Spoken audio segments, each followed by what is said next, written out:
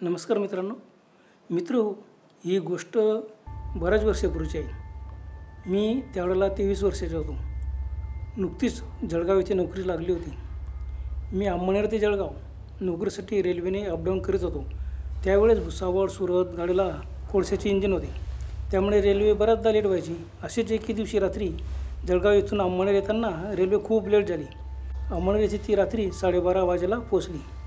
रात्री 8:30चा तिचा टाईम होता, पण पारधी ओलांडल्यानंतर पुढे चावलखेड्याला रेल्वे इंजिन फेल झाले, त्यामुळे खूप उशीर झाला. गाडी अंमळनेर येथे पोचली. स्टेशनाबाहेर येताच गावातील सर्व लाईन गेली. पूर्ण काळोख. रिक्षा वाहनांचीच फक्त रस्त्यावर लाईट होती. मी पैदल घराकडे निघालो. पुढे आल्यावर कचेरी रोडला लागलो. रात्र खूप झाल्यामुळे रिक्षा पण कमी होत्या. रस्त्यात फक्त पैदल जाणारे लोक होते. अंधारात बरेच लोक सरळ कचेरीकडे निघून गेले. मध्येच शॉर्टकट म्हणून मी न्यू प्लॉट एरियातून निघालो. पुढे बाजारपेठेतून पाचपावली मंदिर व सरळ रस्त्याने पुढे आमचे घर होते. न्यू प्लॉट एरियात मी ओढलो, पण रस्त्यात कोणीच नव्हते. मी एकटाच अंधारात मार्ग काढीत आंधळेपणाने जात होतो. आणि अचानक पुढे पिंपळाचे भले मोठे झाड होते. तेथे मी पोचलो. तेथे येताच 4-5 लहान मुले माझ्याजवळ आली. ते मोठमोठ्याने हसत होते. अंधारात त्यांच्या आकृती अस्पष्ट दिसत होत्या. ते सर्व मुलं 5-7 वर्षाचीच असतील, अगदी लहान, व माझ्या पायापुढे मागे चालू लागली. मी एकदम आश्चर्यचकित झालो. बापरे, एवढ्या रात्री ही लहान लहान मुले कशी काय बाहेर खेळत आहेत? मी आजूबाजूला पाहिले. सर्व घरे बंद होती. काही नवीन बिल्डिंग, काही जुन्या 2 मजली कौलारू घरे. बाहेर कोणीच नाही. एवढ्या लहान मुलांसोबत नक्कीच मोठी माणसे पण असतील, पण अंधारात कोणीच दिसत नव्हते. खूप दूर अंतरावर एक शाळा होती.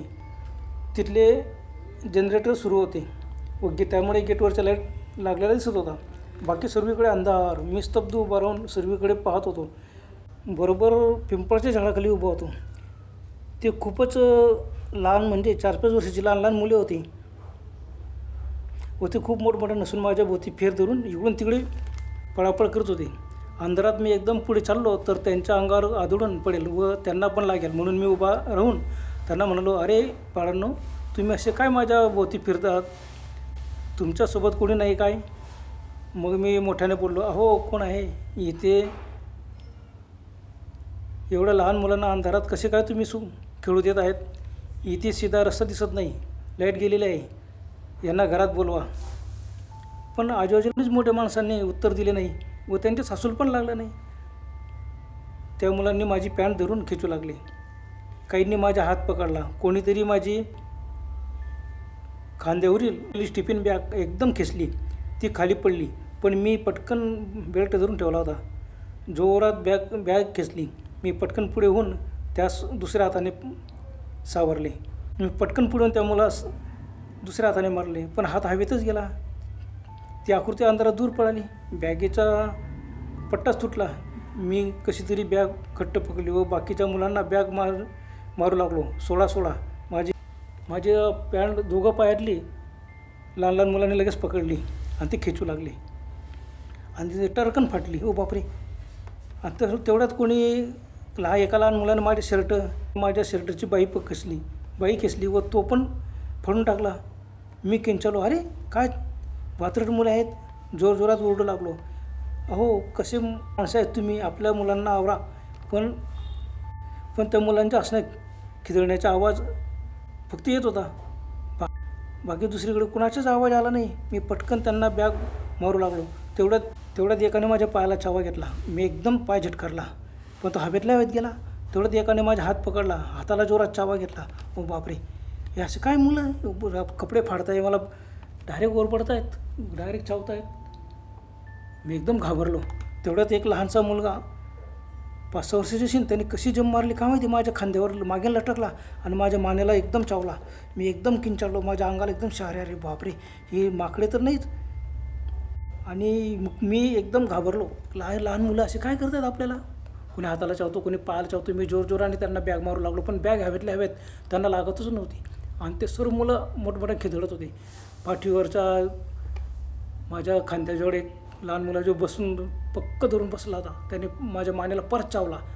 मग मी एकदम घाबरलो. मग माझ्या अंगाला एकदम शहारे आले. मी पटकन त्यांना झिडकारला. बॅग जोरजोराने मारू लागलो. आजूबाजूला बघतो कोणीच नाही. अंधाऱ्यात मुलांच्या फक्त आकृत्या दिसत होत्या आणि किती मारलं ते त्यांना लागत कसं काय नाही बॅग. मग मी एकदम घाबरलो. माझ्या अंगाला एकदम काटे आले. बापरे, काहीतरी आहे. माकडं तर नाही काय. मी तसंच धूम पडत सुटलो. बस मी विचार केला नाही आता मुलं माझ्या पायाखाली होते, पडत की मी पडो. इथे माझ्या पायाखाली चंगरला गेले तर चालतील, मी पडलो तरी चालेल, पण पळा.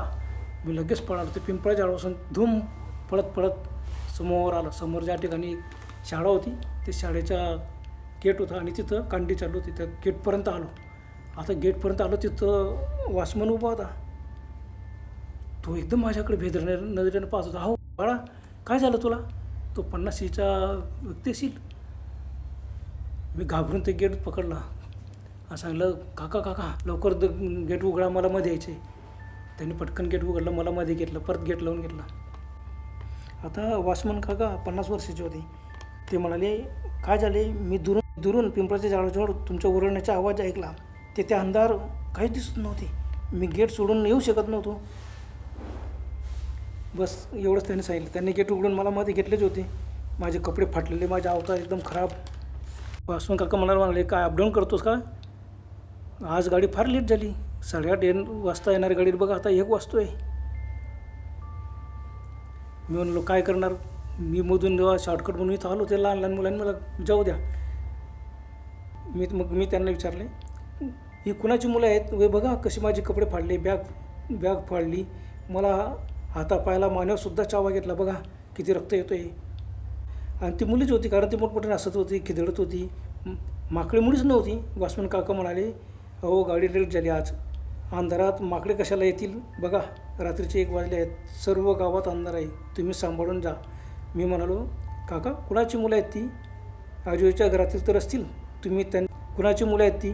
वॉचमन काका मला म्हणाले, ठीक आहे, मी त्यांच्या आईवडिलांना सकाळी सांगतो, तुम्ही आता सांभाळून जा रे बाबा. मग वॉचमन काकाने मला पाणी वगैरे दिले. मी पाणी वगैरे पिलो आणि त्यांनी सांगितलं की आता तू सांभाळून घरी जा रे बाबा. आणि असं सर्वीकडे अंधार आहे. मग मी अंधारात रस्ता काढून घरी पोचलो.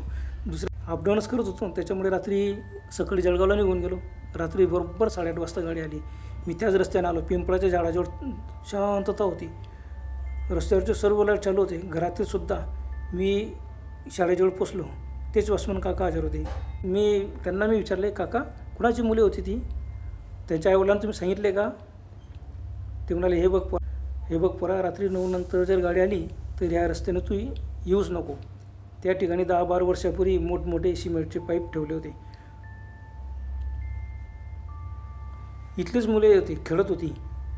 आता 3 मुले एकदम पाईप सरकले आणि 3 मुले पाईपाखाली दाबले गेले आणि वारली ती. बापरे,